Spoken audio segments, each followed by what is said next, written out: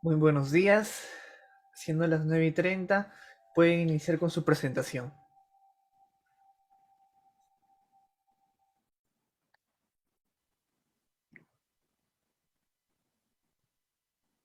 Olga, Hola, ¿ya dieron inicio? bien. Buenos días a todos y a todas. Quien habla, Olga Mateo, le damos la bienvenida a cada uno de ustedes a esta capacitación virtual denominado Manejo de las principales enfermedades en la crianza de cuyes, organizado por el Instituto Nacional de Innovación Agraria, INIA, a través del Centro Experimental La Molina, área de transferencia.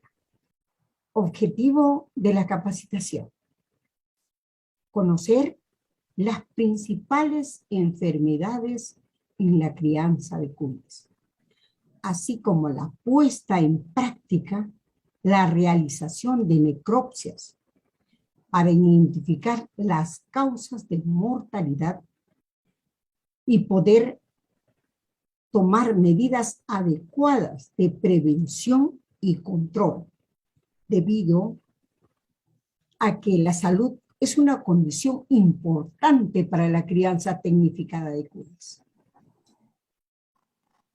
El curso se desarrollará de la siguiente manera.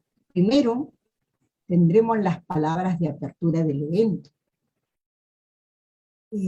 Segundo, la exposición del especialista. Y finalmente, al concluir la exposición, la profesional responderá preguntas del tema mediante el chat. Bien, para dar inicio a este importante evento, tengo el gusto de presentar a la ingeniera Lilia Chauca Francia, coordinadora del Programa Nacional de Cuyes, INIA, quien dará las palabras de apertura del evento. Adelante, ingeniero. Bueno, buenos días con todos. Para mí es una satisfacción grande que haya de parte de los productores la voluntad de recibir capacitación en lo que es cuyes en general. El INIA lleva más de 56 años trabajando en esta especie. El enfoque fue trabajar en producción animal. Hay mucho avance en lo que es mejora genética, nutrición, alimentación y manejo. En lo que se ha tenido un avance menor, pero con fuerza se ha cogido, es la parte sanitaria. En producción animal, si no hay un equilibrio en estas cuatro disciplinas, no va a haber rentabilidad. Y hoy día ustedes tienen que pensar que los cuyes ya no es criarlos por criarlos, sino ya hay tecnología generada que ustedes pueden recibir esas capacitaciones para que ustedes puedan tener una rentabilidad. Cuando digo rentabilidad, no solo es económica, sino también social. Económica si los venden y tienen recursos, pero social es si los crían y los consumen y ellas pueden generar un aporte proteico para la familia. Por eso es que es una satisfacción para el INIA poder tener estos cursos al cual a mí me han dado el privilegio de poder presentarlo y darlo, aperturar este evento que estaba realmente programada por la directora del Centro Experimental. A nombre del INIA, a nombre del Centro Experimental y a nombre del Programa Nacional de Cuyes, pues, ¿qué les digo? Éxito y felicitaciones por haber tomado la decisión de capacitarse y decirles, adelante, el curso está aperturado. Muchas gracias. Bien. Gracias, ingeniera. Continuando con el programa, damos inicio a la exposición. Para ello, invitamos a Meilín Guamán Alcántara, médico veterinario zootecnista con diplomado en sanidad animal y gestión de proyectos. Estudio de maestría en parasitología de animales domésticos y silvestres. Actualmente, investigadora responsable del área de sanidad, Programa Nacional de Cuyes de Línea. doctora Meilín, adelante con su presentación. Gracias, ingeniera Olga, gracias, ingeniera Lili. Muy buenos días con todos los participantes a esta charla. Esta mañana me toca disertar, como lo ha mencionado la ingeniera Olga, el tema de manejo de las principales enfermedades en la crianza de cuyes. El cuy, como cualquier otra especie animal, va a ser vulnerable a contraer enfermedades que van a estar condicionadas, digamos así, por factores medioambientales que van a propiciar y van a desencadenar problemas de salud. Ahora, la salud es una condición, digamos, importante para la crianza tecnificada de cuyes. Las enfermedades y la mortalidad van a hacer que se repercuta ya en lo que vendría a ser la parte productiva ya de los cuyes. Entonces, la mortalidad ya que existe en la crianza de cuyes se va a dar muchas veces como consecuencia a que hay mucho desconocimiento en las alternativas en el área de salud, como es la prevención y el control también ya de lo que son las enfermedades que van a limitar el desarrollo de esta crianza. Siendo así, tenemos dos temas importantes. El primero son las principales enfermedades en la crianza de cuyes, que les voy a hablar principalmente de cuáles son y un poco sobre el manejo sanitario de estas enfermedades. La presentación de las enfermedades va a responder a la interacción de factores que van a influir en que su presentación sea más o menos agresiva. Entonces, tenemos así, uno de ellos es el factor genético, que por ejemplo un animal mejorado va a ser un poco más susceptible. La alimentación, que es otro factor importante, que si uno no cubre los requerimientos con un alimento que se encuentre adecuadamente formulado, digamos así, sanitariamente adecuado, no le vamos a dar la posibilidad de que pueda responder el animalito frente al ingreso, por ejemplo, de salmonela u otra bacteria. Y una de las formas más frecuentes de ingreso va a ser por el alimento, va a ser por el concentrado, por el forraje, puede ser por el agua, que estos son vehículos importantes para que haya una contaminación, digamos, por salmonela, coli u otros agentes, ¿no? El manejo también es un punto importante. Dentro de ello tenemos el manejo del medio ambiente, y es fundamental, y es un proceso que se encuentra vinculado, digamos así, a los cuidados y está relacionado ya con lo que es la bioseguridad. El problema sanitario frente a una enfermedad, o sea salmo, linfadenitis u otro, va a ser muchas veces un poco complejo. Por eso es importante ver cómo se comporta la enfermedad en nuestro galpón, bajo nuestras condiciones. Entonces, y esas observaciones que se hagan nos va a ayudar para medir ya, digamos así, la posibilidad de definir así estrategias específicas frente a la enfermedad que estamos teniendo en granja y poderlo controlar. Se tuvo dos proyectos, uno por el PENIA y otro por Corpoica. Por el PENIA se tuvo el proyecto estudio de la gastroenteritis aguda producida por bacterias Caviar porcellus en zonas productoras de la región Cajamarca, bases para el control de salmonela, que aquí se trató de hacer la caracterización, tanto la caracterización de la crianza y la sanitaria del lugar, y aquí se vio, pues, ¿no?, de que tenemos la crianza familiar, familiar comercial y la comercial. En la crianza familiar, como se sabe, la exigencia es poca, se reproducen, pues, ¿no?, los tienen en las cocinas, a libre albedrío. Un poco en la familiar comercial ya la exigencia es un poco mayor, ya están formadas en núcleos, ¿no?, el macho con las hembras, ya sea en poza o ya los tienen en jaula. Y la comercial, pues la exigencia es alta. El cuy acá controla ya su sistema de alimentación, se le controla un poco, va a haber un sistema de alimentación mixto, forraje concentrado, su reproducción, su crecimiento, ¿no? Entonces, su nivel de exigencia fisiológica va a ser un poco más elevada. En cuanto a las etapas con mayores problemas sanitarios que se encontraron ya en esta caracterización, se tuvo que quien presentaba mayor problema sanitario eran los lactantes. ¿Y por qué los lactantes? Porque su sistema inmunológico no se encuentra desarrollado y son susceptibles a infecciones. Bueno, en especial, pues, estos animalitos se encuentran en un ambiente que se encuentra contaminado, ¿no? Digamos así, en una poza que está sucia, contaminada. Dentro de los principales síntomas, o sea, que se encontraron dentro de esta caracterización, se tuvo debilidad, pero debilidad no es que sea específico hacia una enfermedad. Entonces, esto es algo genérico. pelo erizado, ojos hundidos y llorosos, o sea, tampoco es que me diga esto me está diciendo que puede ser salmonela, no, es un síntoma general. Diarrea y arrastre del tren posterior, puede ser la diarrea por problema nutricional, cambios en la alimentación, no simplemente por problemas infecciosos, y arrastre del tren posterior no siempre va a ser infeccioso como la salmonela, sino va a ser también por deficiencia de vitamina C. Y los abortos, si estamos en época, bueno, si es en verano y la temperatura está elevada, se va a tener los abortos y no siempre se va a dar que esto es por un problema infeccioso, ¿no? Entonces, estos son síntomas, bueno, signos generales de enfermedad. Dentro del otro proyecto que también se tuvo fue escalonamiento de la investigación regional y pequeños productores de cuyes en escala de valor, en la cual aquí también se trató de caracterizar dentro de ello la parte sanitaria. Y se tuvo que, dentro de las causas de mortalidad que se presenten en la crianza de cuyes, tenemos de que el 88.7% morían por enfermedad, ¿no? Tanto en la zona rural, periurbana y urbana, y bueno, había un pequeño porcentaje por falta de alimentación y otro por frío, ¿no?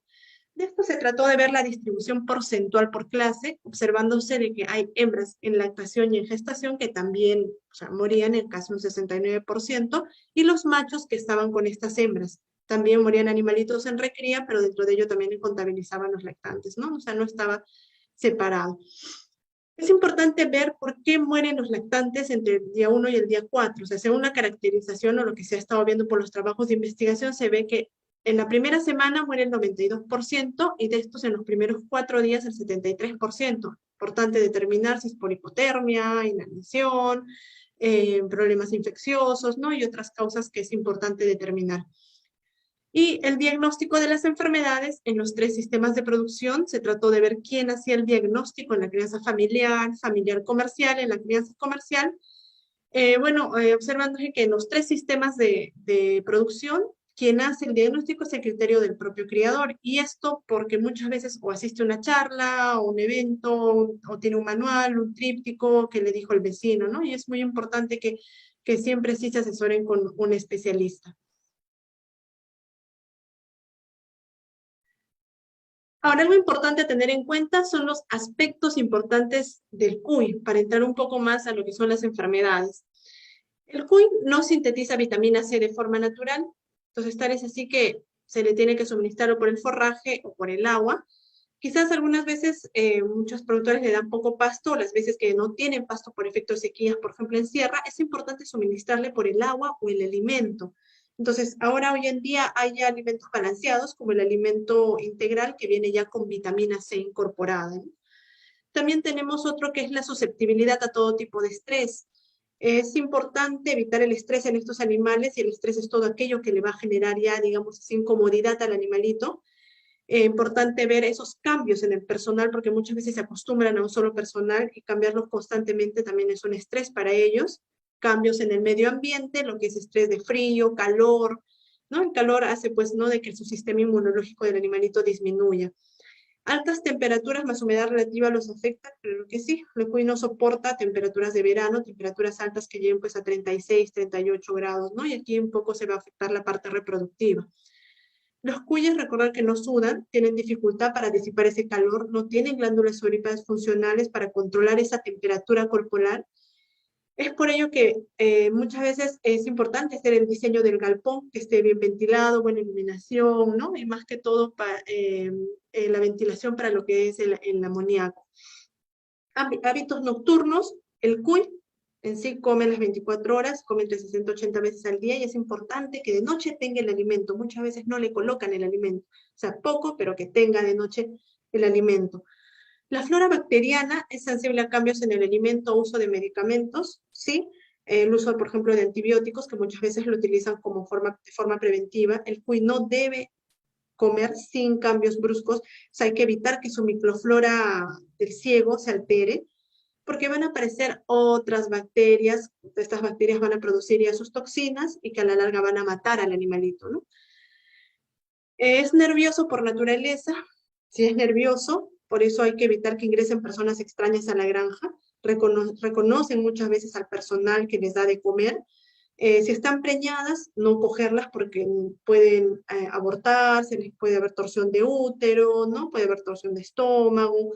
Importante también es comprar, no comprar, pues digamos así, cuyes en ferias, ¿no? En lugares de ferias o cuyes desarrollados, grandes, porque ya vienen muchas veces con problemas sanitarios. Mejor son animalitos pequeños porque se acostumbran, se adaptan al manejo, a la alimentación que se le pueda suministrar, ¿no? Y criar bajo condiciones macro y microambientales óptimas para que cumplan su función productiva. Como les decía, que estos animalitos son sensibles al estrés de calor y no tienen estas glándulas sudoríparas funcionales, lo que van a hacer que se reduzca su capacidad para disipar el calor. Entonces, ¿qué es lo que van a hacer frente a ese estrés de calor que tienen? Van a aumentar la tasa de respiración para mantener ese balance térmico. Se va a afectar negativamente su ingesta voluntaria de alimentos, no van a ir a ser concentrados, sino al agua. Va a haber esos cambios en los patrones de alimentación, pues y si no se mejora esta alimentación, va a haber un menor rendimiento y crecimiento productivo y reproductivo. Este estrés por calor va a dar como resultado una mayor tasa de infecciones bacterianas secundarias, porque va a afectarse su mecanismo de defensa intestinal, ¿no? Aquí tenemos cortes histológicos de animalitos que se han afectado más que todo las vellosidades intestinales. Tenemos en el primer panel, que es el panel A, B y C, tenemos la estructura normal, la histología normal de lo que son las vellosidades de duodeno, yeyuno, ilion, y en lo que es el panel D, E y E, animalitos que han sufrido un estrés calórico donde se observa, pues, ¿no?, que la vellosidad intestinal poco a poco no tiene su estructura, tiene ya una descamación ya de los ápices de las vellosidades intestinales, ¿no? Ya no va a tener esa buena absorción de nutrientes y nada, y los animalitos muchas veces van a tener problemas ya infecciosos, problemas digestivos, ¿no?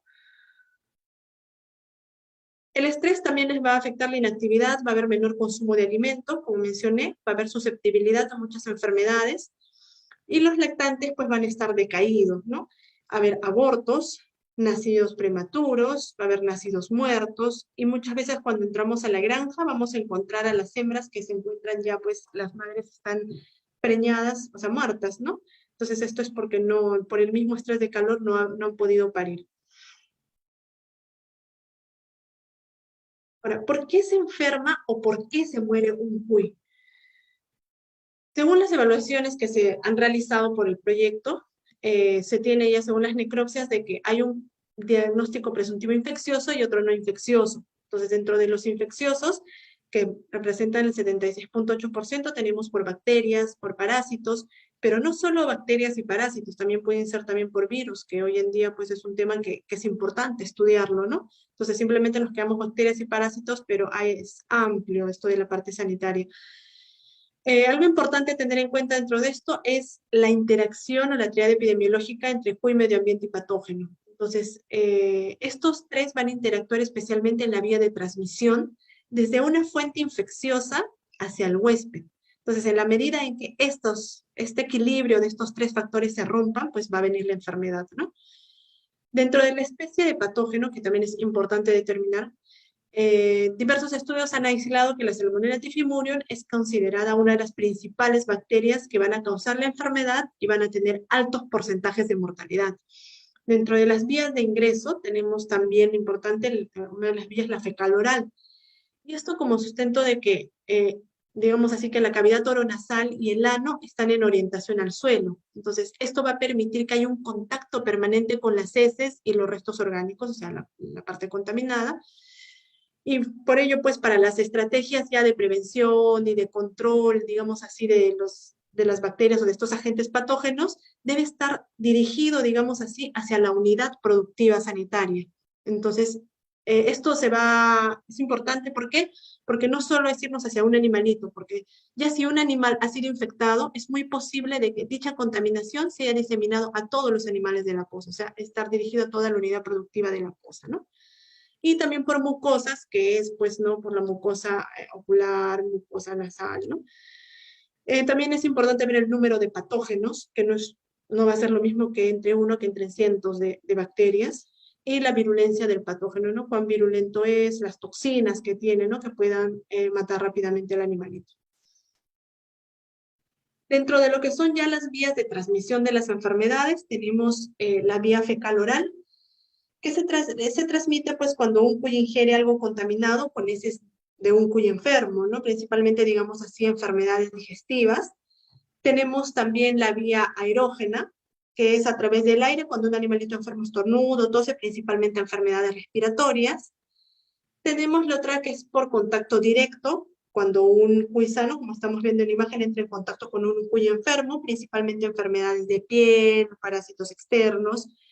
Fómites es más que todo ya es una transmisión indirecta, mediante materiales físicos que se utilizan ya con un grupo de animales enfermos y luego vamos a utilizar esas mismas jabas, tolvas, gazaperas con un grupo de animales sanos, ¿no? En cuanto a lo que es el manejo de los vectores, es importante tener en cuenta de que un animal tiene alto riesgo de contagiarse de una enfermedad si es que va a estar expuesto pues a hospederos, portadores y vectores, ¿no? Entonces, el hospedero es un animal que, bueno, pues presenta una enfermedad infectocontagiosa. Un portador es un animalito infectado que puede contagiar a otro, pero que no presenta, digamos así, signos de enfermedad. Y un vector es un animalito que transmite una enfermedad de un animal infectado a otro. Entonces, importante tener en cuenta aquí que la crianza de cuyes no se debe realizar junto con otras especies, como pueden ser las aves, ¿no? Las gallinas, los conejos, ya que se pueden transmitir también muchas enfermedades entre ellos, ¿no?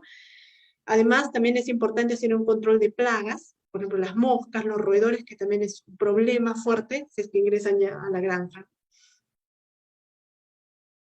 En cuanto a lo que son ya las instalaciones, es importante tener instalaciones seguras para evitar que ingresen estos predadores. Por ejemplo, uno de ellos, la rata.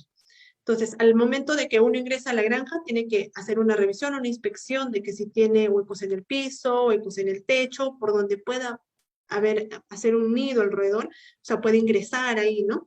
A la granja y pueda pues ocasionar problemas de que se va a comer a los lactantes, ¿no? Va a llevar problemas sanitarios, es muy importante.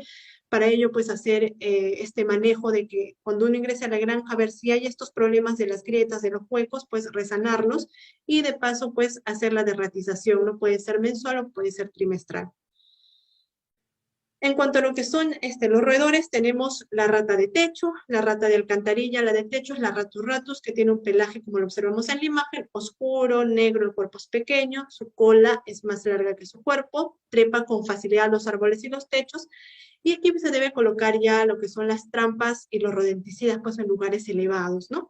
Pero si tenemos la rata de alcantarilla, que es la Ratus novericus, tiene un pelaje marrón y un cuerpo más grueso, su cola más corta que su cuerpo, no es un buen trepador y se debe colocar aquí, a diferencia del anterior, las trampas y los rodenticidas sobre el piso, pero así también como en los bordes de las instalaciones y lo que son las ventanas, ¿no? Otro punto importante es el control de las moscas. Tenemos también lo que es importante controlar.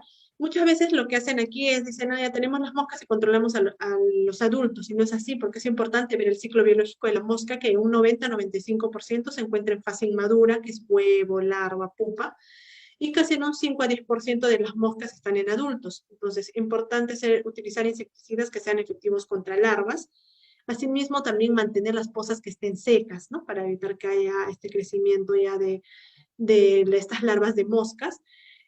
También los desechos debajo de las jaulas, o sea, todo tiene que estar limpio, realizar limpiezas rutinarias, aplicar cal en las esquinas húmedas de la poza, pero la cal aplicarlas, pues, digamos así, sacando los animales, ¿no? Porque si lo aplicamos con los animales dentro, pueda que le queme un poco la córnea, ¿no? Entonces, del ojito. Entonces hay que tener un poco de cuidado.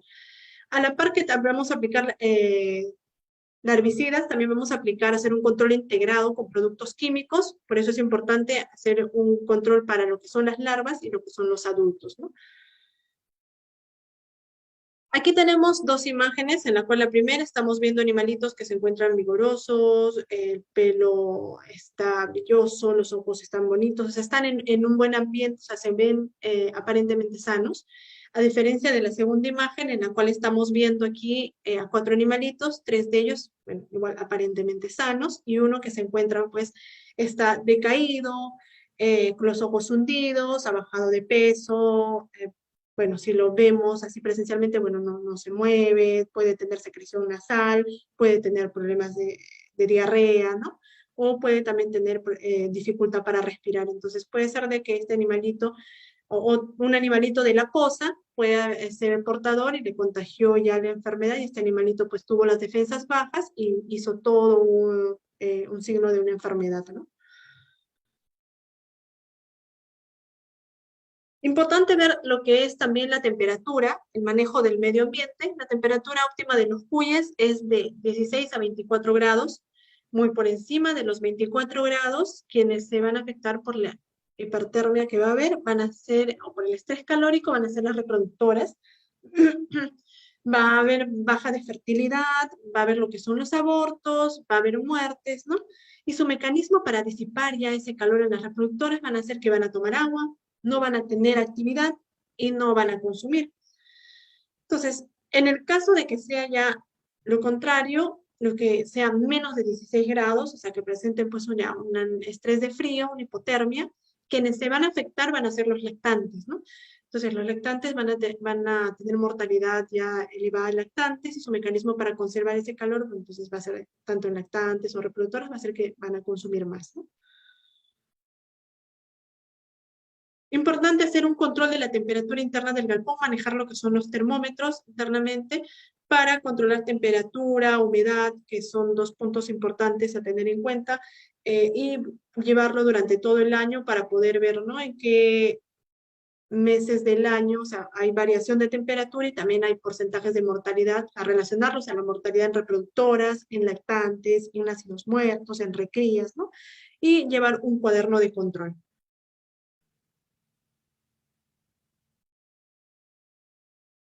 Ahora, ¿cuál es la importancia de hacer las necropsias o abrir los animalitos? Cada animalito que se muere hay que abrirlo, hay que hacer las necropsias para llegar a un diagnóstico sea presuntivo y si llevamos al laboratorio, un diagnóstico definitivo.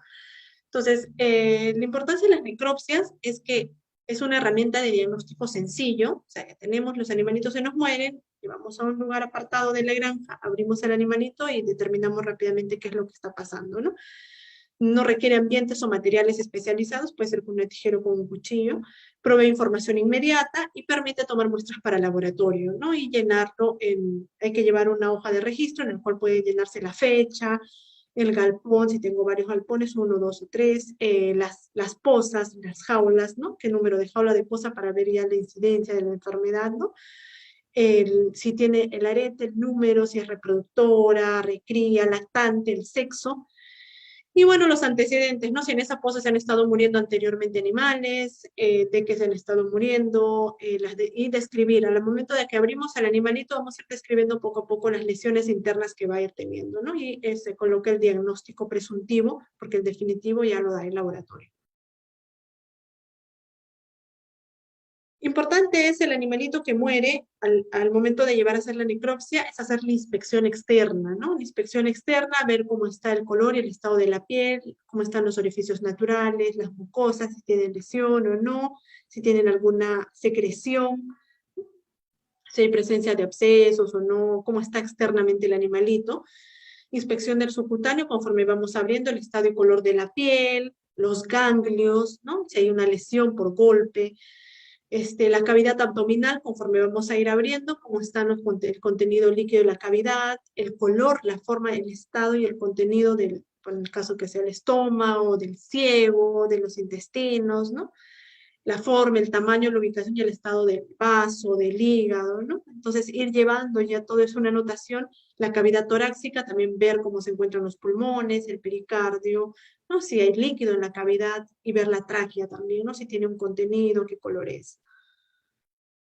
Entonces, el tracto digestivo de un cuy sano, vemos el hígado, que es vinoso, brilloso, al lado izquierdo está el estómago, por debajo de ello está el páncreas y el vaso, que es pequeño, luego vienen los intestinos, que siempre le he mencionado, que es como unas cuentas de un rosario, bolitas de heces, espacio de las bolitas de heces. Cuando el animalito tiene diarrea, pues es todo líquido o con espacios grandes de gas.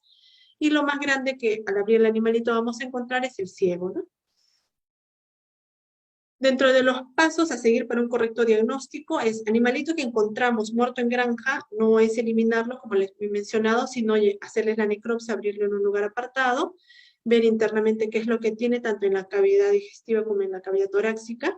Si es que no se llega pues a determinar por un diagnóstico presuntivo, se manda ya las muestras al laboratorio, ¿no? Aquí hay algunas lesiones de los órganos principales, tenemos aquí ya el hígado normal. Miren cómo es la estructura macroscópica, ¿no? Venoso, ¿no? A diferencia de un hígado con hepatomegalia agrandado, con nodulaciones multifocales blanquecinas, focos necróticos y también hay adherencias fibrinopurulentas, ¿no? Como estamos observando. También vemos aquí cómo es el vaso normal y cómo es el vaso, o sea, cuando ya tiene lesión, ¿no? Que puede dar un indicio, sea no solo el hígado, vaso, ganglio, por problemas infecciosos, problemas parasitarios, ¿no? Entonces hay que tratar de ver las lesiones que presentan. Acá vemos un vaso pálido, un vaso agrandado, un vaso congestionado, o sea, y agrandado con focos necróticos, focos blanquecinos, ¿no? También es importante ver la parte de lo que son los intestinos, el ciego. Hemos visto cómo es lo normal y ahora vemos aquí con contenido líquido acuoso y gaseoso, con las nodulaciones en la mucosa intestinal. Vemos que se agranda también la placa de Peyer en lo que es el ciego. Vemos el contenido, que es importante ver qué contenido tiene el intestino. Puede ser amarillento, verdoso, contenido hemorrágico, ¿no? Entonces, y cada uno pues nos puede dar un indicio de qué es lo que está teniendo el animalito, ¿no? Entonces, no siempre es por un solo agente bacteriano, puede ser ya que esté unido un agente bacteriano con un agente parasitario que ocasionen estas lesiones o dos agentes bacterianos, ¿no? Ver también importante el estómago. Ahí vemos el estómago normal y el estómago que se encuentra aquí hemorrágico y friable, ¿no? Entonces la mucosa puede estar ulcerada y puede llevar una peritonitis, una septicemia y el animalito llegar a morir. En los lactantes, importante ver también si tiene o no contenido internamente el estómago, ¿no? Para ver si está tomando la leche o qué es lo que está pasando. También es importante ver los ganglios, que es otro órgano linfoide importante, aparte del hígado y el vaso. El ganglio es pequeño, cuando ya tiene un problema infeccioso, pues el ganglio se agranda, digamos, tamaño de un caramelo de limón, el ganglio mesentérico se agranda y hay absceso, ¿no?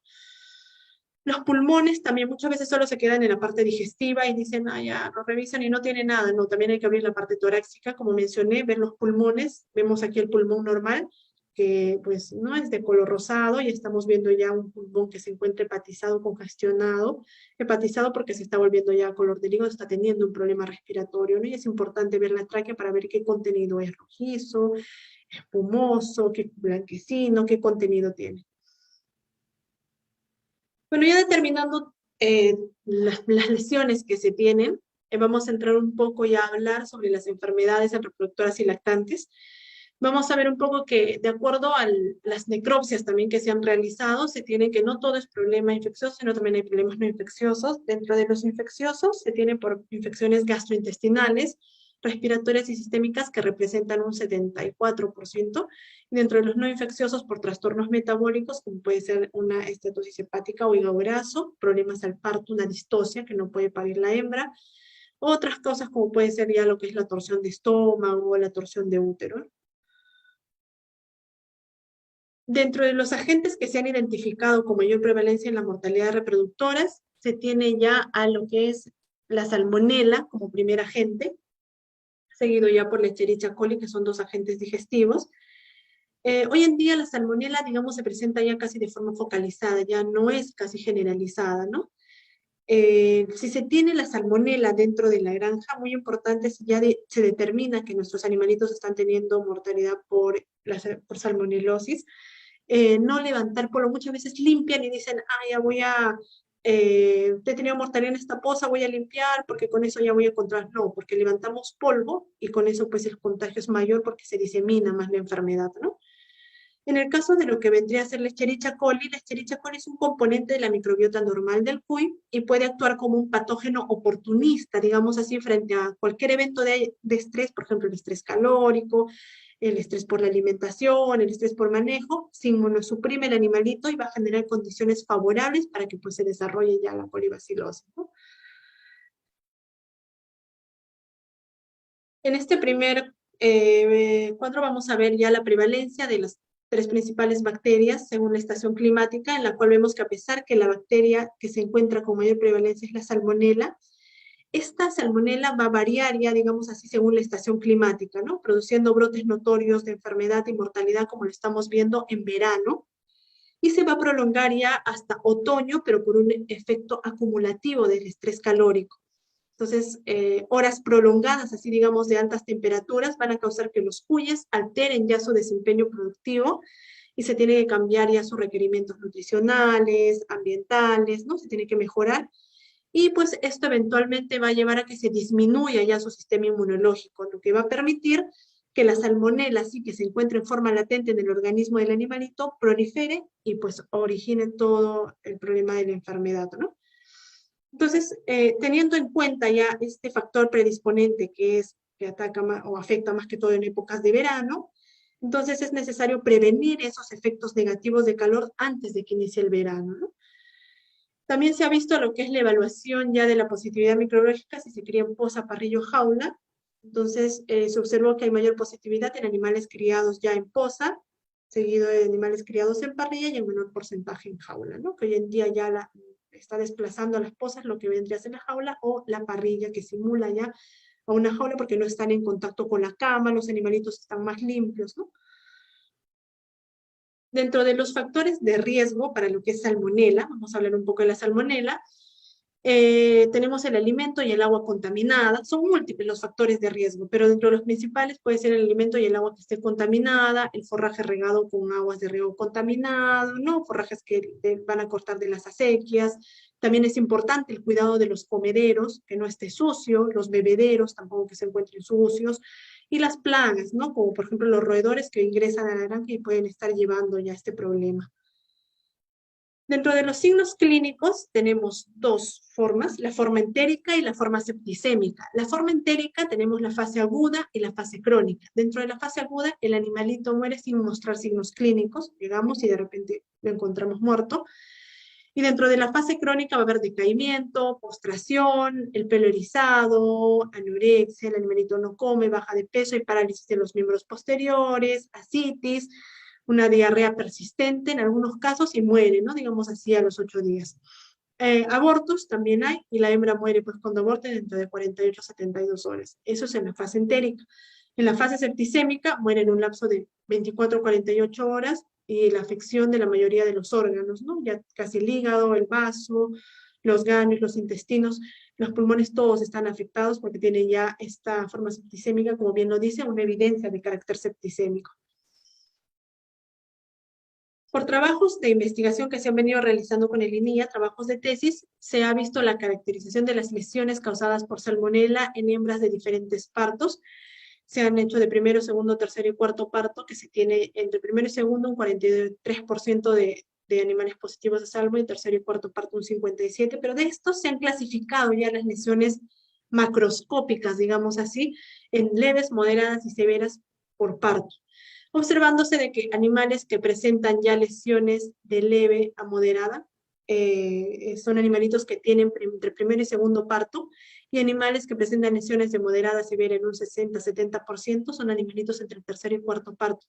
Tal es así de que si se dice por lo productivo tener hasta máximo 2 o 3 partos, por lo sanitario también se tiene que tener igual para no congregar muchos problemas, como es el caso de la salmonela, ¿no? Que ya las lesiones macroscópicas ya no van siendo leves, sino van siendo ya moderadas y llegan a ser severas, pues el animalito no va a producir bien y va a llegar a morir, ¿no? Dentro de las lesiones que se tienen por salmonela, se observa que la salmonela entérica produce lesiones en hígado en un 97% por el trabajo de investigación que se ha realizado, el cual es un órgano, o sea, es el primer órgano más afectado, seguido por el vaso en un 95%. Y esto debido al tropismo que tiene la bacteria, la afinidad que tiene la bacteria por estos órganos linfoides. Y las lesiones que se van a encontrar van a ser ya, digamos así, frecuentemente congestión, que puede ser congestión leve, moderada o severa, tanto en hígado como en vaso.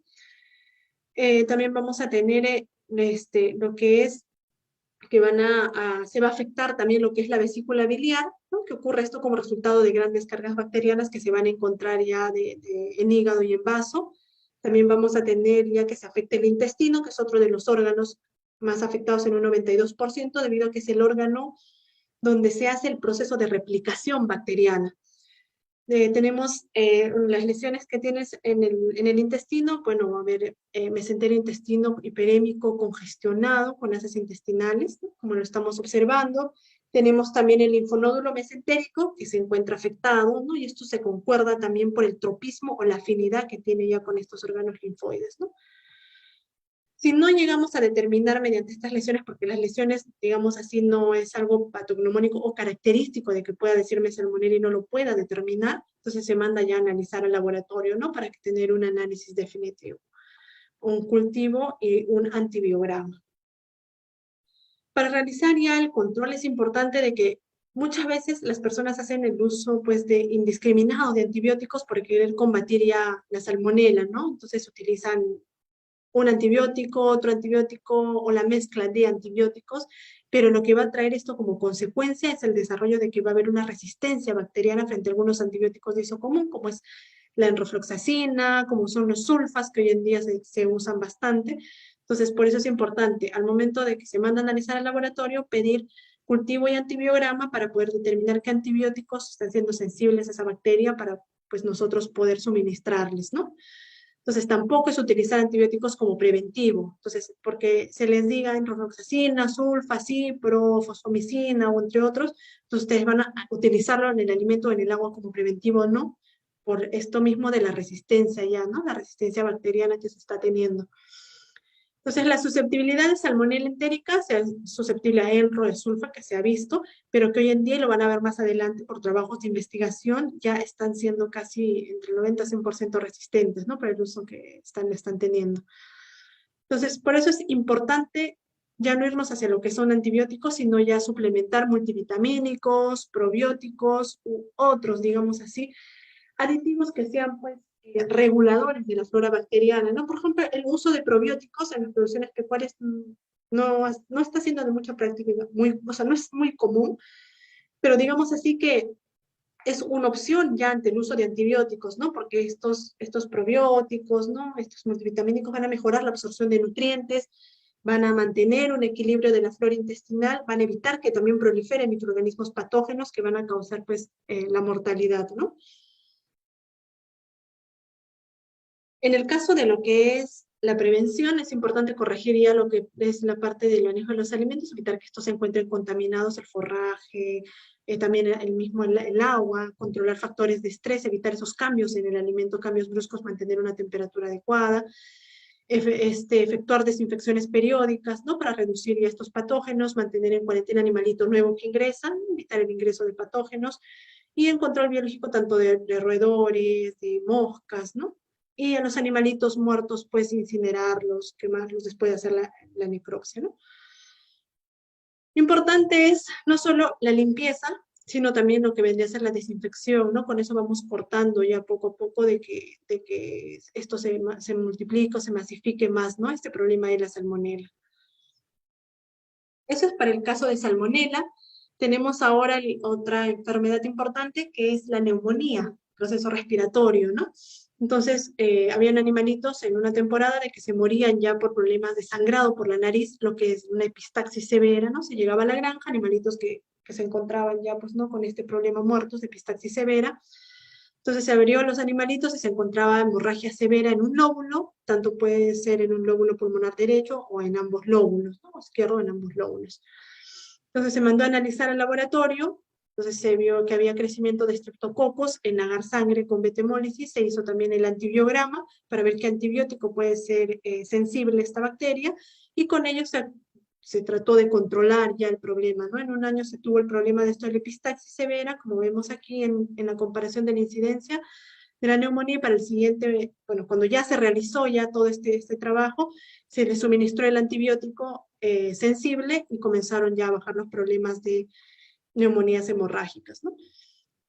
Dentro de los signos clínicos para el problema neumónico tenemos la parte septicémica, en la cual tenemos normalmente se produce una muerte súbita, sin signos clínicos, ¿no? Como llegamos a la granja y encontramos animalitos, pues, que están muertos con este sangrado. Si es que los hay, tienen corta duración, como puede ser fiebre, por eso hay que tomarles la temperatura, que es bastante importante, no solo para neumonía, sino también para lo que es salmonela, para todo proceso infeccioso, ¿no? Que nos va a dar un indicio de que está teniendo un proceso infeccioso, mucosas cianóticas y animalitos que se van a encontrar ya también decaídos, ¿no?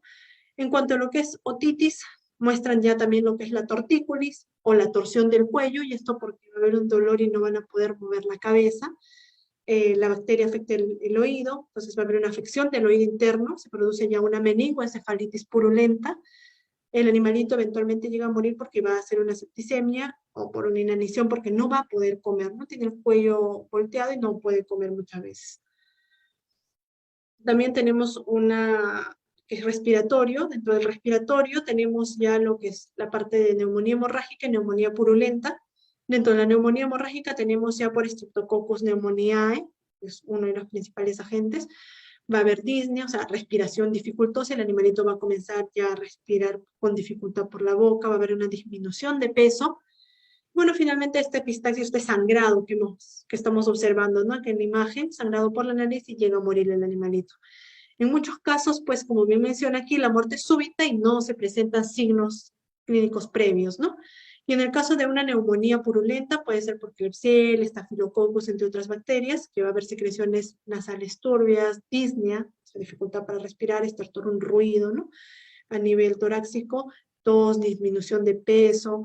Además, se va a observar también lo que es, como vemos acá, secreción ocular, conjuntivitis purulenta, ¿no? Secreción blanquecina en los ojos.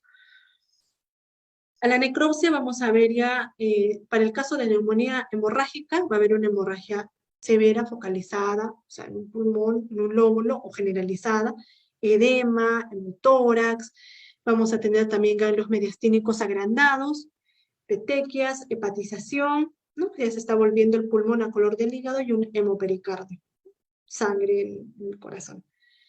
Dentro de la neumonía purulenta vamos a tener ya, como observamos aquí en la imagen, las adherencias fibrinosas, vamos a tener los abscesos, una secreción purulenta, ganglios mediastínicos igual agrandados, va a haber un colapso pulmonar y el edema, ¿no? Eso es para el caso de lo que vendría a ser neumonía. Ahora otra enfermedad muy importante y que digamos así está diezmando muchas granjas, tenemos ya lo que es la linfadenitis.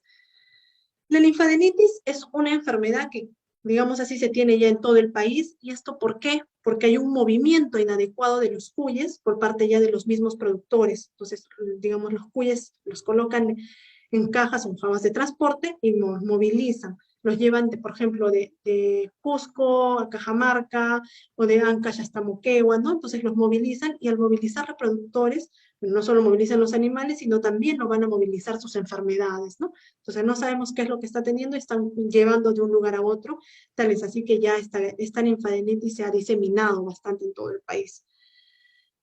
Se ha identificado que el agente patógeno más frecuente y la bacteria que produce, digamos así, la linfadenitis cervical en cuyes es una bacteria gram positiva, es llamada Streptococcus epidermicus, que es más resistente al medio ambiente.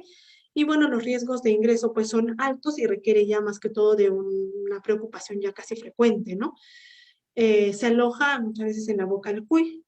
Entonces, ingresa esta bacteria por la boca, o sea por el forraje contaminado, el forraje fibroso, ¿no? Entonces el animalito consume este forraje y a nivel de la mucosa oral, entonces ese alimento va a producir ya una herida.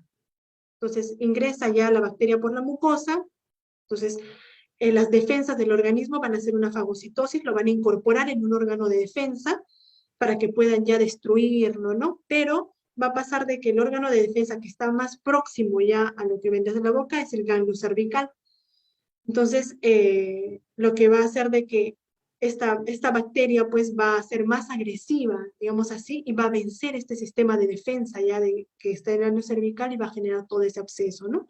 Ahora, cuando se reviente este absceso, la bacteria va a ser capaz de ingresar ya por los ojos, que es la conjuntiva intacta, por la nariz, que es por vía erógena, y puede llegar igualmente a estos nódulos cervicales, ¿no? Como bien mencioné, la bacteria en realidad es muy resistente al medio ambiente, vive en el suelo por largos periodos de tiempo. Dentro de lo que son ya los signos clínicos, tenemos signos clínicos los crónicos, vamos a encontrar ya los abscesos, muchas veces no nos damos cuenta, o sea, compramos animales y que ya vienen quizás con este problema, por eso hay que palpar y ver, ¿no? Cómo se encuentran los ganglios cervicales. Entonces, otros signos, tenemos ya descarga nasal, descarga ocular, y también afecta esta bacteria al proceso respiratorio, ¿no? Va a haber diseminación ya sistémica, va a llegar a ocasionar neumonía. Entonces, si se afecta también por vía sistémica, va a haber metritis y una septicemia, ¿no? Entonces aquí estamos observando el drenaje ya del absceso con abundante cantidad de pus. Muchas veces, ¿qué hace el productor? Dice, porque escuché de otra persona, o porque me recomendaron, o porque yo he visto, hay que madurar el absceso, hay que hacer un corte, ¿no? Y que caiga esa pus. Entonces muchas veces no se dan cuenta, le echan el yodo, madura, o reviente esa pus y reviente en la poza, y ya no solo vamos a tener un animal con este problema, ¿no? En corto tiempo se va a diseminar rápidamente y vamos a tener toda la poza y hasta toda la granja. A la necropsia vamos a ver estos abscesos que van a ser unilaterales en la región del cuello, pueden ser bilaterales, a haber una secreción purulenta, entonces de este linfonódulo cervical hay una congestión pulmonar porque les mencioné por una diseminación sistémica, se afecta la vía respiratoria y una bronconeumonía, ¿no?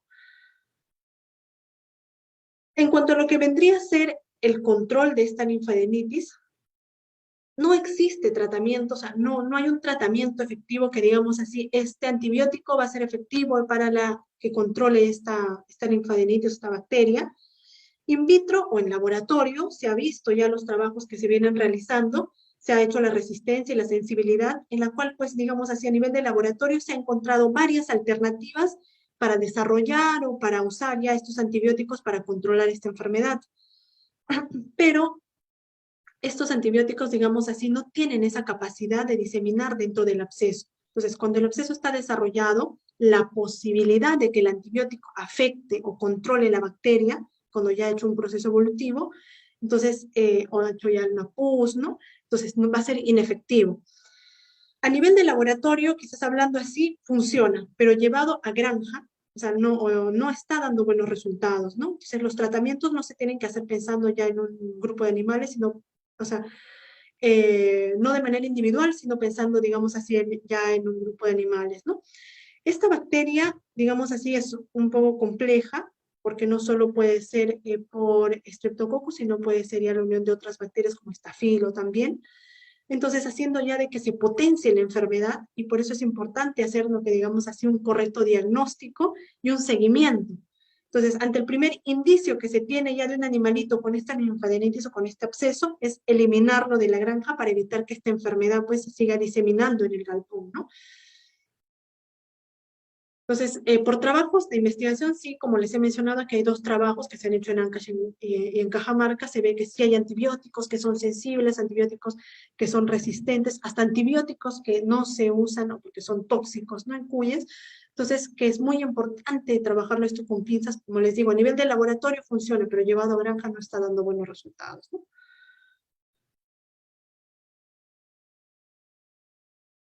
Importante es para todo lo que es el proceso infeccioso, o sea, todo lo que son no solo infecciosos, sino parasitario, es hacer buenas medidas higiénicas en granja. Entonces, hacer lo que es la limpieza de pozas, la limpieza de jaulas, ¿no? Hacer un buen manejo con la limpieza, el quemado y la desinfección de pozas y la limpieza y la desinfección de jaulas, ¿no?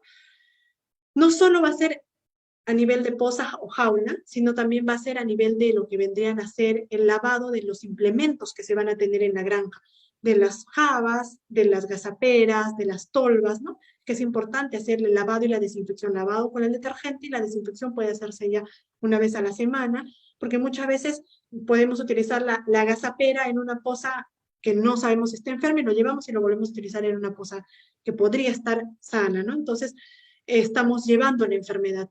Las desinfecciones, que pueden ser desinfecciones los pasadizos, porque podemos por ahí transitar o hacer pasar el forraje, y también las desinfecciones de las pozas, ¿no? Pozas y jaulas, y utilizar los pediluvios para evitar que se lleve ya en los zapatos, se introduzca ya los microorganismos a la granja, ¿no?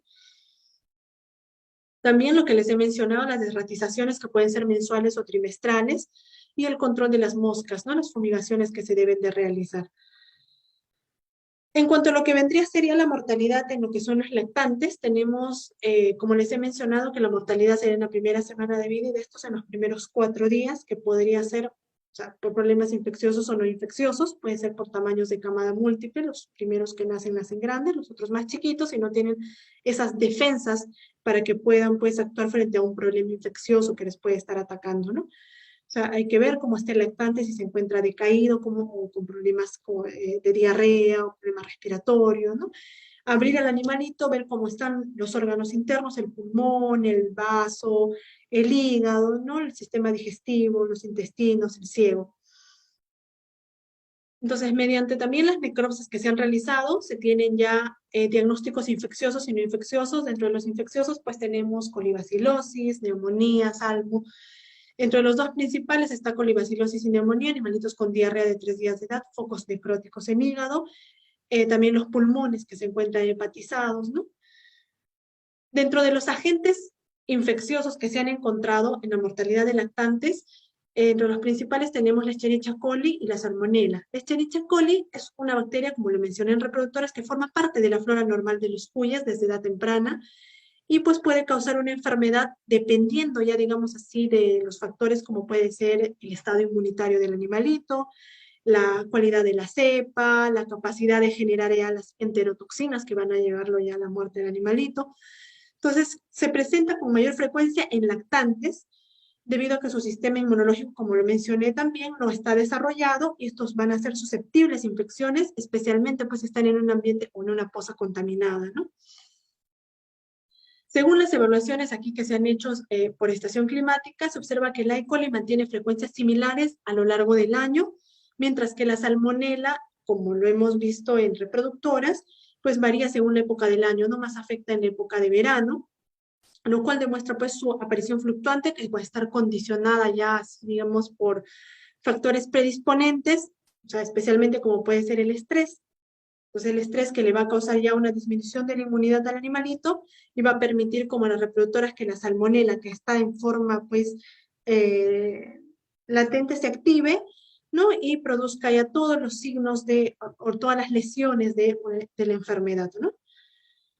Dentro de los signos clínicos, vamos a enfocarnos ya aquí de un poco sobre lo que es la colibacilosis. Tenemos los enterotóxicos y la parte septicémica. Dentro de los enterotóxicos tenemos ya de que esta bacteria coloniza y prolifera ya la porción superior del intestino delgado, va a producir estas enterotoxinas, que estas van a hacer que se aumente ya la secreción de líquidos, electrolitos en la circulación, el animalito va a estar débil, no va a comer, y al haber pues esto de la secreción de líquidos y electrolitos, va a haber una diarrea profusa. Entonces, las diarreas pueden ser líquidas, apastosas, de color amarillo pálido, blanquecino, y a veces puede haber con estrías con sangre, ¿no? Y dentro de la septicémica, pues la bacteria llega hacia los tejidos, a la circulación general a través de la luz del intestino, produce ya sus endotoxinas, y esas endotoxinas pues que van a causarle ya la muerte rápida del animalito por un shock, ¿no?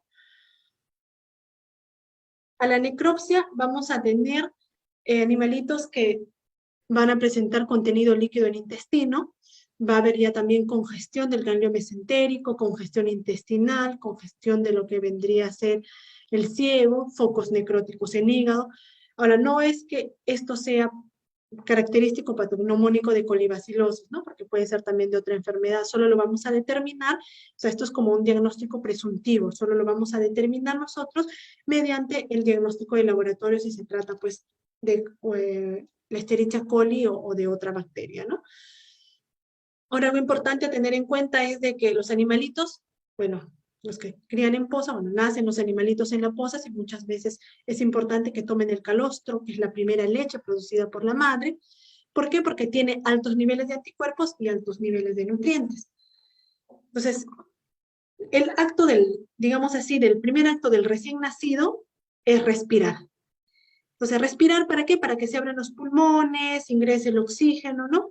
Pero al nacer, estos animalitos no generan calor, entonces va a ser necesario que tomen la leche, entonces, o tomen este calostro en la hora, ¿no? Para proporcionar la energía necesaria, ¿no? Y es la inmunidad.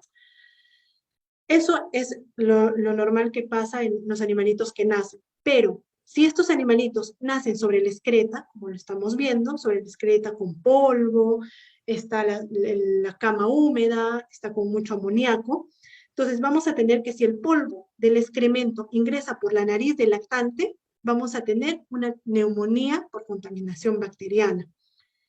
Si el excremento, digamos así, ingresa por la boca, entonces, ¿por qué? Porque tiene un contacto ya del animalito con el pezón de la madre y la cama puede estar contaminada, se va a tener ya también, por así decirlo, pues no, una colibacilosis y un problema diarreico.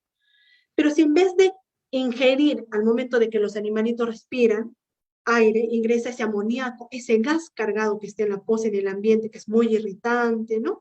Entonces, va a dar todas las condiciones para que se haga ya un cuadro, digamos así, respiratorio, ¿no? Entonces, algunos animalitos o algunos lactantes se recuperan ya de este proceso neumónico, pero con cicatrización ya, digamos así, de los pulmones. Entonces, no van a ser sus pulmones funcionales. ¿Y qué es lo que va a pasar? Al no ser estos pulmones funcionales, pues estos animalitos van a crecer, no van a crecer tal igual que un animalito sano, ¿no? Entonces van a tener una deficiencia, peso, ¿no? Entonces, por eso es importante ver todo este punto, ¿no? De que el ambiente donde ellos nazcan no sea un ambiente contaminado, sea un ambiente limpio. Por eso hoy en día es mejor ya los nacimientos en jaula, porque ya no están en contacto con la cama, ¿no? Ya están en un ambiente más limpio. Para prevenir, controlar, importante es hacer el saneamiento ambiental aplicando correcta limpieza y desinfección de los ambientes, como les he mencionado, aplicar prácticas de bioseguridad y bienestar animal para reducir todo ese estrés que se genera, mejorar el manejo del ambiente mediante el control de las temperaturas, ¿no? Eliminar el correcto residuo de los residuos orgánicos y evitar ya una contaminación del alimento y el agua, ¿no? Que es por donde pueden ingresar ya estas bacterias. Otra enfermedad importante, tenemos ya la enfermedad de Tay-Sachs, que es originada por un clostridio, que es el Clostridium piriforme. Se va a transmitir por ingestión de esporas. Estas esporas pueden vivir por bastante tiempo en el ambiente. Entonces son esporas infecciosas en el ambiente y capaces de sobrevivir en cama, en la poza o en el forraje por más de un año. Va a afectar más que todo a animalitos entre las 2 y las 6 semanas, o sea, aunque puede afectar reproductoras, lactantes, pero es en un menor porcentaje. Y los factores predisponentes son ya las condiciones antigénicas en el manejo, o sea, la cama no está limpia, en contacto con animales portadores, o situaciones estresantes como va a ser ya lo que es el hacinamiento y, digamos así, pues el transporte de los animales, ¿no? Dentro de los signos clínicos, el animalito va a presentar un pelaje rizado, anorexia, no va a comer, diarrea profusa, que puede ser hemorrágica, confundiéndose muchas veces con una coccidiosis, porque también se va a aparecer. La deshidratación, por lo mismo de la diarrea, y el animalito va a morir en 24 a 72 horas, ¿no? Como mencioné, los adultos también presentan el problema, pueden desarrollar, pero es de una forma crónica, caracterizada por heces blandas, pérdida de peso, pelaje erizado, ¿no?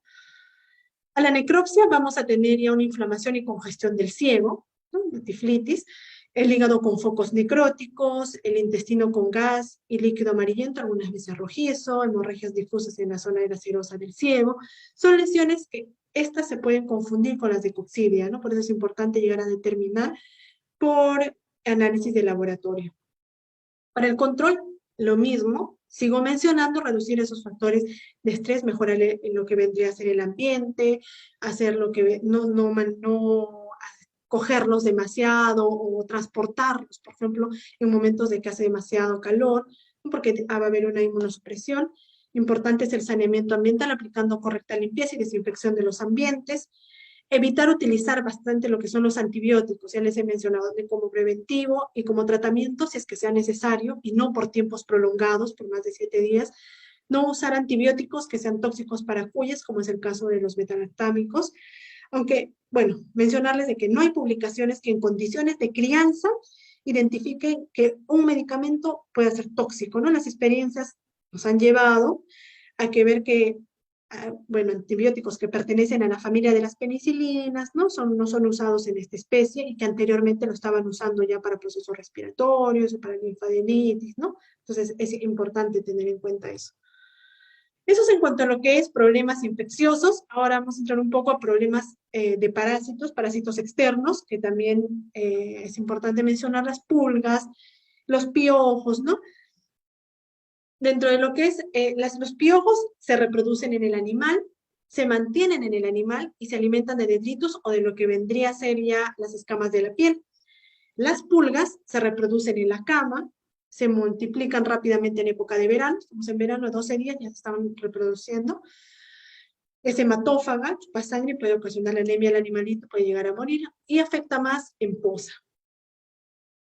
Los signos, tanto para pulgas como para piojos, hay intranquilidad e irritación por el rascado, prurito, hay caída de pelo, ¿no? Se les comienza a caer pelo en la zona donde va a haber mayor cantidad de pulgas o piojos, hay heridas, costras, tanto que se rascan, disminuye el apetito, y en el caso de las pulgas, la anemia, porque estos animalitos pues son chupadores de sangre, ¿no? Para el caso de acarosis, tenemos dos tipos de ácaros, Dermanisus y Ornithonisus. El Dermanisus es el ácaro rojo, que se alimenta solo de noche, en el día permanece oculto en las grietas, en los lugares oscuros, y el Ornithonisus se alimenta en el día y en la noche. Es importante saber esto para saber en qué momento hacer el tratamiento, ¿no? Control.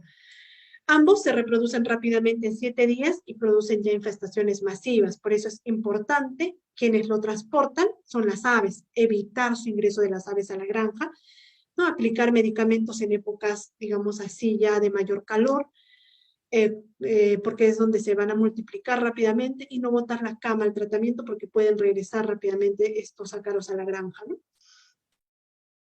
En cuanto a lo que vendría a ser ya el tratamiento, vamos a tener ya de que hay una aplicación topical con fipronil. Entonces, para lo que es el caso de pulgas, piojos, ácaros que se han hecho trabajos de investigación, la dosis es 1.5 a 2 ml para reproductoras. Importante solo aplicar, digamos así, al 25 a 50% de animalitos que se encuentran en la poza. No aplicarlos a todos los animales, ¿no? Porque ya por irradiación, ya los animalitos van a comenzar ya a controlarse este problema, ¿no? Los gazapos, no se les va a aplicar a los gazapos más que todas las reproductoras, y así la reproductora está con el producto, el gazapo va a estar ya limpio, ¿no? No aplicar tanto lo que son ya las recrías. ¿Por qué a lo que vendría a ser la recría? Porque muchas veces por el tiempo residual del producto, que es de 28 a 30 días, entonces puede quedar el producto en la carne, ¿no? Si salen para consumo, pues entonces eso va a afectar.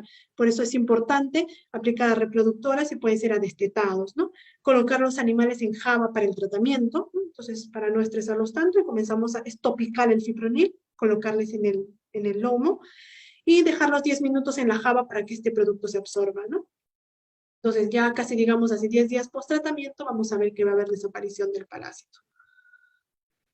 En el caso de la sarna, tenemos la sarna, el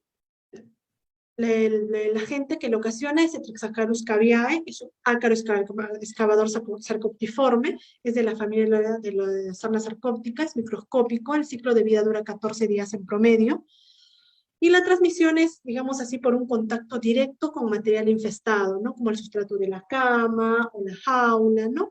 O, digamos así, de la madre a la cría durante ya la alimentación, y por un contacto de un animal con otro, que pueden comprar ya animalitos que presentan el problema y llevan el problema a la granja, ¿no?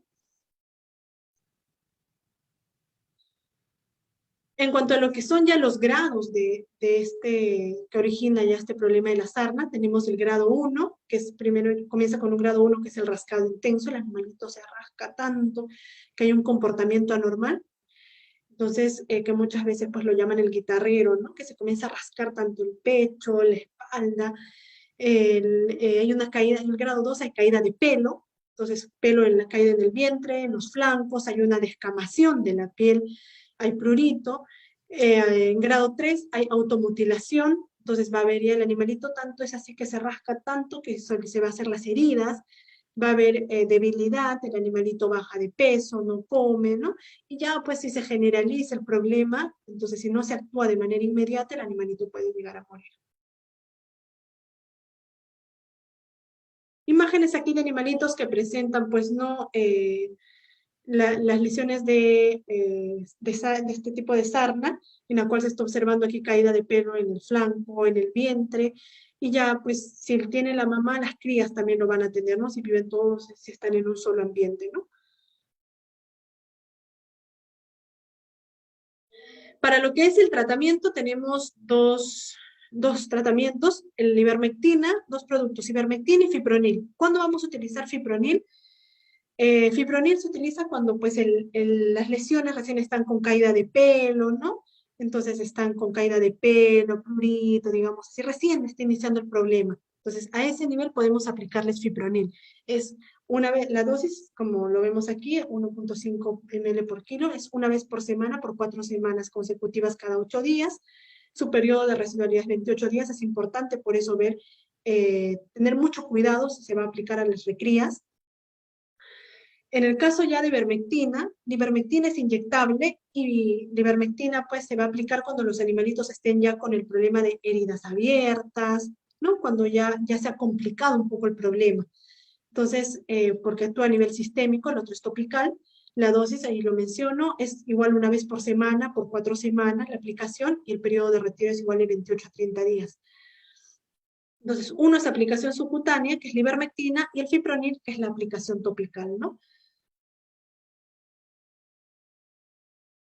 La recuperación de las lesiones en ambos va a haber efecto tanto para fipronil como para ivermectina. Los animalitos se van a recuperar, va a haber crecimiento homogéneo de pelo, ¿no? Entonces ya casi entre la tercera y cuarta dosis ya hay un crecimiento homogéneo de pelo.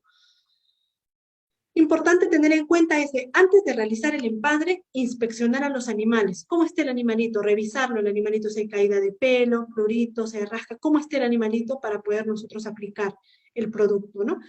Establecer el destete por separado, por ejemplo, animales que vienen de pozas que tienen el problema de la sarna o de jaulas con el problema de la sarna, no juntarlos con animales sanos. Mantener la vigilancia ante cualquier evento de caída de pelo, prurito.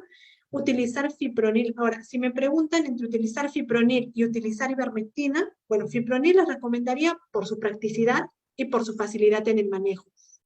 Entonces, por su practicidad, porque no carga el producto, pues muchas veces vienen goteros, se coge el animalito y se le aplica topicalmente, no le estresamos. A diferencia de la ivermectina, que es inyectable, que se necesita 2 personas, una que coja y otra que inyecte, digamos así, doble trabajo, y muchas veces es mínimo lo que se coloca, ¿no? Es por eso que muchas veces una persona sola, y si una persona sola inyecta, y si no sabe hacerlo, se le va a producir ya, digamos, un granuloma debajo de la piel. Entonces, quizás, bueno, ivermectina para el laboratorio, cuando tienen animales que ya están, pues, con lesiones ya muy graves, pero, digamos así, fipronil es lo más recomendado porque es menos mano de obra, como mencioné, es más práctico y es más seguro, ¿no? Y evitar el exceso ya de manejo, no estarlos estresando demasiado para evitar tener este problema.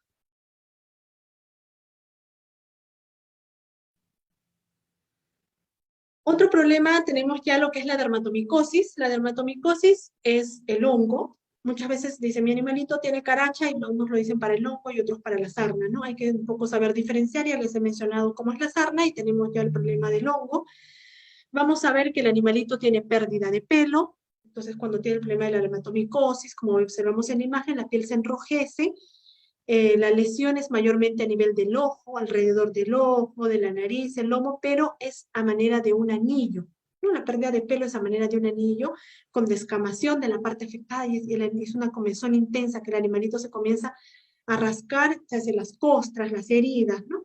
Entonces esto más se observa en costa que en sierra, porque en sierra es por su bajo porcentaje de humedad, ¿no? Aquí vemos algunas lesiones de dermatomicosis en cara. Entonces estamos viendo cómo son las lesiones. Esto no es sarna, esto es por hongo, que es casi, digamos, focalizado. Dermatomicosis en el ojo, en la nariz, ¿no? Que el animalito pues se va a comenzar a rascar y va a comenzar a incrementarse esta lesión. Y pues si se generaliza la dermatomicosis, ya vamos a tener pues que muchas veces se confunde con sarna, ¿no? Pero en la mayoría de las veces es en la cara, en el ojo, en la nariz o en el lomo, ¿no? Dentro de los tratamientos vamos a tener, se han probado desde naturales hasta químicos. Dentro de los naturales tenemos la flor del mastuerzo. Entonces es como una enredadera, una campanita que se coge esta flor y se comienza a frotar sobre la lesión, ¿no? También tenemos otro producto, o sea, que es la aloe vera, la sábila, que también se coge esta sábila y se comienza a frotar sobre la lesión. Dentro de los productos, otro producto tenemos también el ajo molido, que el ajo molido se coge con un cepillo que no se use, se frota, se pasa sobre la lesión. Y también tenemos productos químicos, como puede ser el yodo, pero si el yodo le llega al ojo, ¿no? Si está alrededor del ojo, la lesión le llega, le puede quemar. Tratamientos como el azufre, el 5%. También tenemos lo que vendría a ser el sulfato de cobre también, que esto se mezcla ya 5 gramos tanto de azufre como de sulfato con vaselina, 100 gramos de vaselina y se comienza a mezclar y se frota, pues, ¿no? Con un cepillito que no se usa, se frota sobre la lesión.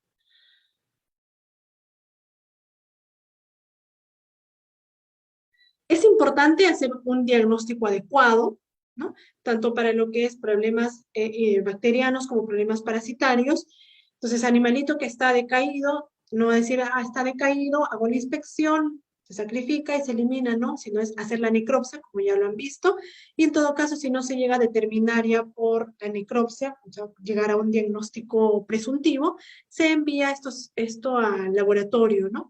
Para que se pida ya lo que es un cultivo y un antibiograma, que sería lo mejor, ¿no? En cuanto a lo que vendría a ser el manejo sanitario, importante considerar realizar necropsias, que ya lo he mencionado, mantener esos registros de mortalidad y de tratamiento y necropsias actualizados. ¿Por qué? Porque puede venir a su granja un especialista, otro personal, que pues usted ha presentado un problema, solicitó que venga el especialista, pero el especialista tiene que saber qué problemas ha estado teniendo anteriormente, ¿no? En qué pozas ha estado teniendo mortalidad, qué etapas han sido las que han tenido mayor problema de mortalidad, sea reproductora, lactante, recrías, ¿no? Y los tratamientos que se han estado dando, porque si no llevamos la cuenta de qué tratamientos hemos estado dando en la granja, por ejemplo, podemos haber estado dando un antibiótico A, y viene el especialista y no sabe, vuelve a recetar este mismo antibiótico A, entonces seguimos generando resistencia. Es actuar de forma inmediata, no esperar a que se nos muera toda la granja para recién nosotros poder actuar. Cada patógeno presenta un patrón propio de evolución, ocasionando resistencia a sus antibióticos. No es lo mismo un antibiograma para lo que es salmonela que para lo que es coli, ¿no? Quizás en salmonela será resistente a ciertos antibióticos que para coli no. Enfermedades relacionadas con la estacionalidad, ya hemos visto que, por ejemplo, la salmonela, entonces, por lo mismo de la temperatura, es más resistente, o afecta más en épocas de verano, a diferencia del E. coli que se presenta durante todo el año, ¿no? Un esquema para poder ver, tenemos aquí, se presenta un problema sanitario de mortalidad en esta poza. Al día siguiente, bueno, no nos dimos cuenta, vimos, le eliminamos a los animalitos de esta poza, ya no tuvimos más problema, pero al cabo de unos días, en esa misma poza vuelve a morir otro animal más. Entonces decimos, ya pues, no es uno, son dos, pero ¿qué son dos? Ya, bueno, a lo que tengo son más de 1000 animales con dos, bueno.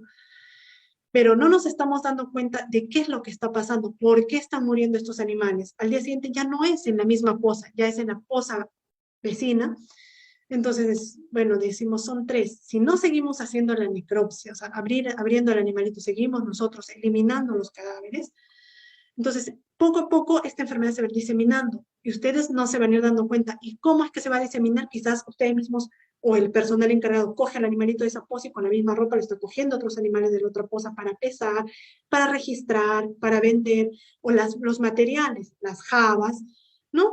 Entonces, los materiales de limpieza, las escobas, las palas, ¿no?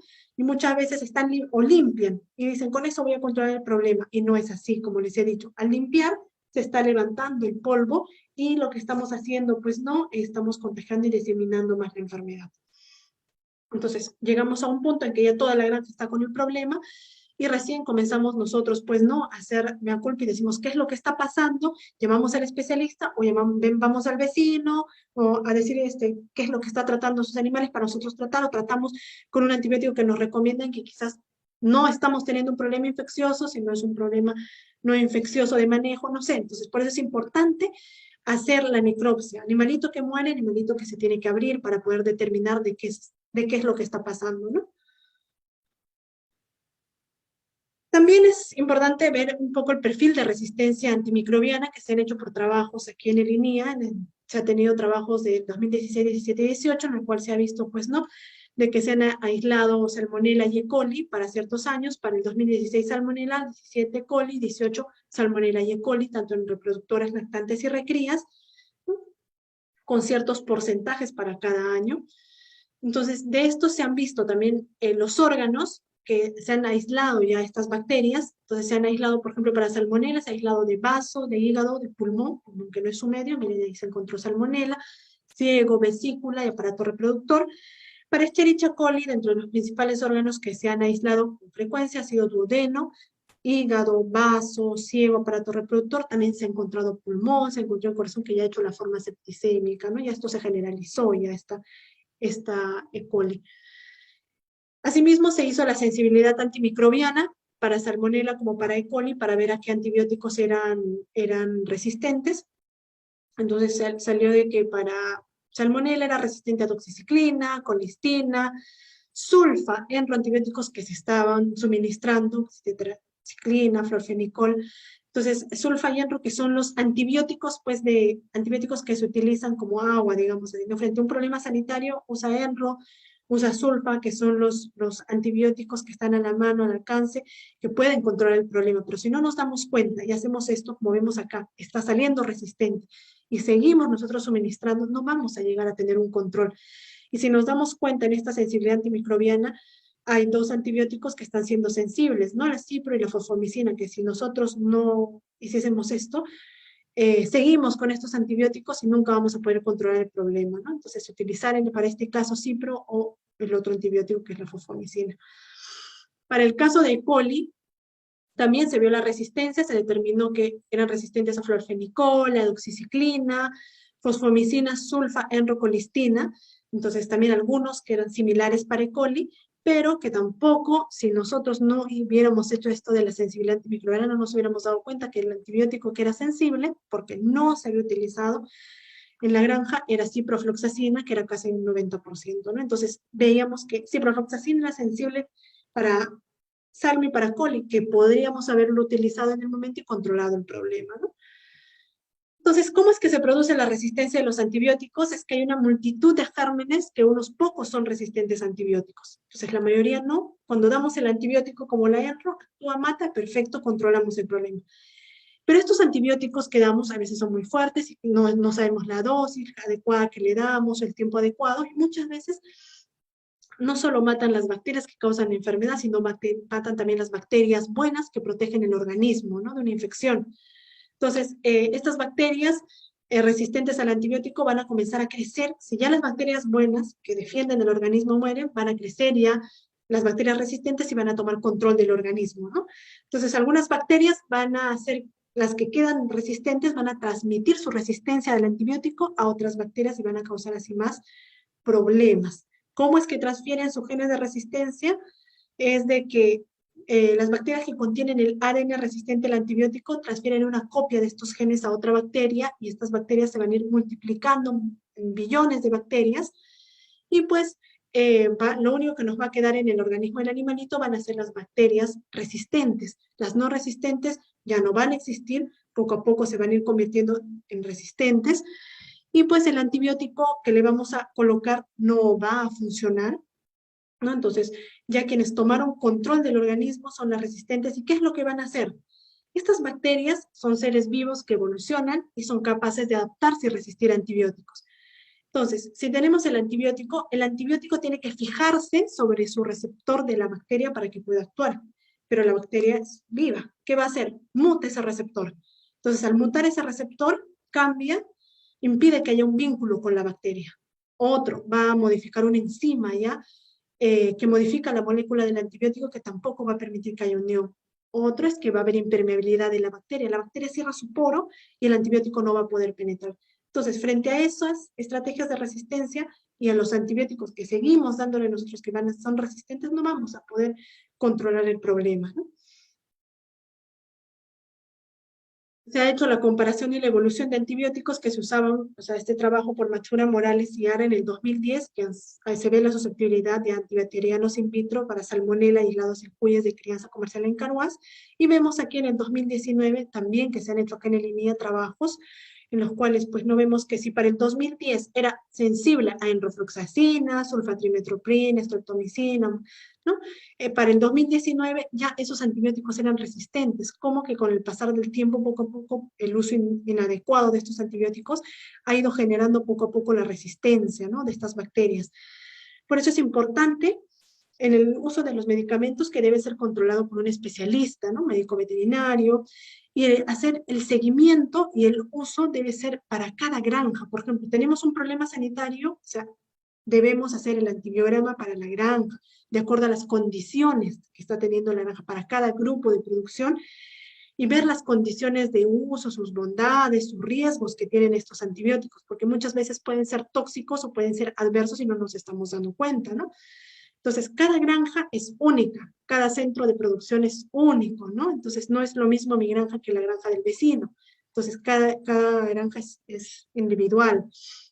Por ejemplo, un animalito enfermo pasa por un proceso febril pues el animalito pues va a tomar más agua, no va a consumir el alimento, y en el agua muchas veces el productor le pone el antibiótico, no le pone la dosis adecuada, o le da por demasiado tiempo, ¿no? Por eso es importante no usar antibióticos de forma preventiva, usar cuando sea necesario, ¿no? Usar el antibiótico, digamos así, apropiado para el agente y para el huésped, usar la dosis adecuada, la vía adecuada, ¿no? Y también tratar por un tiempo adecuado. Ahora, usar productos que sean menos tóxicos y que no tengan, digamos así, efectos adversos, como pues algunos que pueden llevarle a ocasionar aborto, ¿no? Muchas veces el uso inadecuado del antibiótico, como les he mencionado y han visto, genera resistencia. Por eso, el medicamento, como siempre lo mencionamos todos los profesionales veterinarios, es que no hace magia, no controla todo. Entonces, no hay, o sea, hay múltiples causas y nosotros simplemente nos vamos hacia uno y queremos nosotros con ese antibiótico controlar todo, ¿no? Entonces, no hay un antibiótico de forma universal que mate a Salmonella, a coliae, a Strep, a todo, no. Entonces, para eso es importante hacer ese antibiograma para poder determinar el antibiótico a utilizar. En cuanto a lo que es ya un poco la desinfección, si nos vamos hacia lo que es el punto de bioseguridad, desinfectar es reducir ya los microorganismos a un nivel aceptable según el objetivo, que pueden ser superficies, instrumentos, equipos, instalaciones, galpones, vehículos. ¿Y qué es un desinfectante? Es un agente que logra reducir esos microorganismos, pero a niveles mínimos. Generalmente son compuestos químicos, o sea, son desinfectantes ya modernos que se usan, que pues tienen compuestos químicos, surfactantes, protectores de superficie, ¿no? Es importante cómo vamos a elegir nuestro desinfectante por su eficacia, por su seguridad y su costo. Eficacia, asegurar un control efectivo de todos los microorganismos patógenos, tanto virus, bacterias, hongos. Seguridad tanto para el operario, para los animales, para el ambiente, que no sea corrosivo, y costo, ver la correlación costo-beneficio, ¿no? El uso del desinfectante me va a prevenir y me va a disminuir los problemas sanitarios. También estos desinfectantes van a actuar sobre el microorganismo rompiendo su pared celular y alterando que estos se sigan multiplicando, por eso es importante hacer la desinfección y utilizar productos que sean para una amplia gama de microorganismos, no solo irnos para bacterias, sino bacterias, hongos, virus, ¿no? Rotar la utilización de desinfectantes para no crear un poco la resistencia y obtener mejores resultados. Y bueno, pues hay desinfectantes que, como vemos en este cuadro, se usan de forma general. Hay algunos productos recomendados en la crianza de cuyes y hay que tener en cuenta que en el mercado existen productos con distintas presentaciones, concentraciones y variedades, y que de esto pues va a depender ya su dilución, ¿no? Entonces hay que ver también las observaciones que se tenga, si es irritante para las vías respiratorias, si se inactiva con la materia orgánica, si es inocuo para cuyes, priorizar si es costoso y si es efectivo, priorizar su uso, ¿no? Y bueno, tenemos la cal, que es también un buen desinfectante, que desinfecta, deshumedece y considerar cambiar, ¿no? Cada cierto tiempo por su efecto residual. La desinfección no es un trabajo mal retribuido, sino es un aumento al final en sus ganancias, que es importante desinfectar pasadizos, desinfectar un poco lo que son las pozas, ¿no? Prevenir en lugar de curar, entonces hay que reducir ya, digamos así, los gastos, porque reduce los gastos en tratamientos y en la mortalidad de los cuyes, ¿no? Gramos de prevención van a costar menos que toneladas de tratamiento. Y finalmente hay que tener un equilibrio en cuanto a lo que vienen a ser ya las instalaciones. Entonces, un equilibrio entre las instalaciones, que tiene que haber una buena instalación, sea jaula, sea poza, ¿no? Que tiene que ser la adecuada. Ahora, por los sanitarios, se está recomendando jaula o parrilla, porque no está en contacto con la cama, la alimentación adecuada, mixta, forraje concentrado, y proporcionarles vitaminas en el agua. El medio ambiente, la temperatura tiene que ser la adecuada, entre 16 a 24 grados, ¿no? Entonces manejar los termómetro, higrómetro, y un confort de los animales, ¿no? Que manejarlos, que se encuentren ya en una poza, un macho con cierta cantidad de hembras, ¿no? Puede ser entre 8 a 10 hembras dependiendo del tamaño de la poza, y que pues si manejamos estos 4 puntos importantes en equilibrio, vamos a nosotros evitar que nuestros animalitos tengan los problemas sanitarios, ¿no? Bueno, muchas gracias. Espero poder abarcar un poco sobre lo que son las principales enfermedades. Aquí les dejo mi correo para cualquier duda, consulta, inquietud que tengan. Tenemos también el manual de sanidad y bioseguridad. Si me escriben al correo, se los puedo enviar. El protocolo de necropsia básico también, para que ustedes puedan realizar las necropsias, ¿no? Donde se les explica un poco los pasos. Y bueno, cualquier consulta, cualquier duda, estoy a la orden. Bien, muchas gracias, doctora, por su valiosa presentación. Señores participantes, como el tiempo nos ha ganado y la exposición ha estado bien clara, las preguntas que pudieran hacer, escríbenlo a su correo de la expositora. Bien, gracias May nuevamente haber compartido sus conocimientos y experiencias. Estuvimos con Meilín Guamán, médica veterinaria, especialista en sanidad de línea. A nombre de Línea, Centro Experimental La Molina, muchas gracias a todos los participantes nacionales e internacionales. Damos por concluido este evento. Hasta una próxima oportunidad. Buen día.